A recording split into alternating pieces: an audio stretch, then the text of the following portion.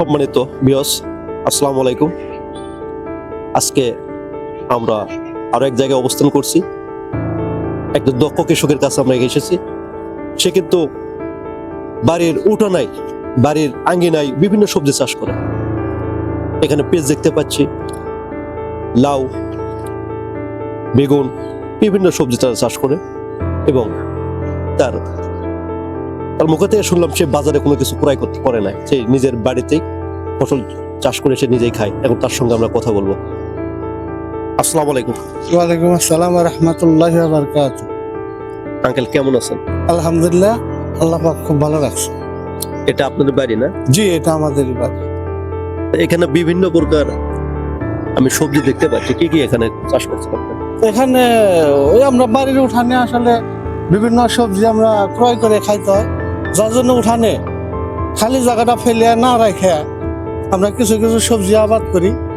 যেমন এখানে কিছু বেগুন আবাদ করছি, কিছু পেঁয়াজ আবাদ করছি, কিছু লাউয়ের আবাদ করছি এবং কিছু টমেটোর আবাদ করছি এবং পাশাপাশি এখানে এই বড়ই গাছে চারা লাগাচ্ছে, এগুলো সুন্দর বড়ই ধরছে।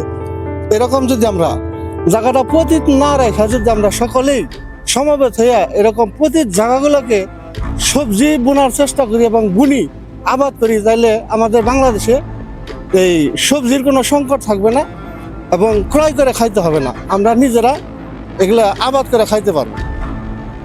এখানে আপনি যেগুলো সবজি করছেন, করার পরে তার বাজারে মনে হয় ক্রয় করতে হবে না, এখানে যে সবজি আবাদ করছি আমাদের এখানে বাজারে ক্রয় করতে হয় না, আমাদের এখানে চাহিদা পূরণ হয়ে আমরাও কিছু বিক্রিও করতে পারি। বিক্রি করা যায়। জি, করা যায়। এখানে যে চাষাবাদ যে করেন, এগুলো কি কোদাল দিয়ে কুবে, কোদাল দিয়ে কুপান? হ্যাঁ, এখানে লাঙ্গল আছে, ওই যে রেক আছে আর কি, ওই নেংলা বলে আমাদের পাড়াতে, ওখানে কোদাল দিয়ে কুবে, ওটা দিয়ে আমরা এই মাটিগুলো গুলাজাত করে তারপরে রোপণ করি আর কি, চারা লাগাই। তা আপনার ভিডিও দেখে তো সবাই এরকম যে কাজ করতে পারে, তাহলে দেশের জন্য ভালো হবে না? হ্যাঁ, অবশ্যই ভালো হবে। সকলেই যদি আমরা এরকম উঠানে পরিত্যক্ত জায়গা না রাখা যদি আমরা আবাদ করার চেষ্টা করি, তাইলে ইনশাল্লাহ আমাদের সকলেরই চাহিদা পূরণ হবে এবং বাজার থেকে আমাদের কিনে ক্রয় করে আইনা খাইতে হবে না।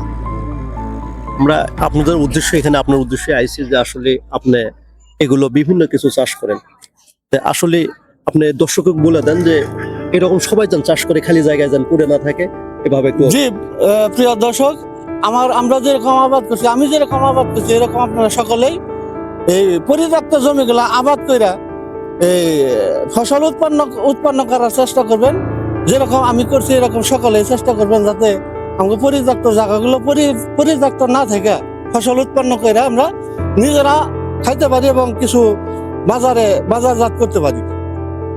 আপনাকে অসংখ্য ধন্যবাদ। আসসালামু আলাইকুম, আপনাদের সকলকে ধন্যবাদ।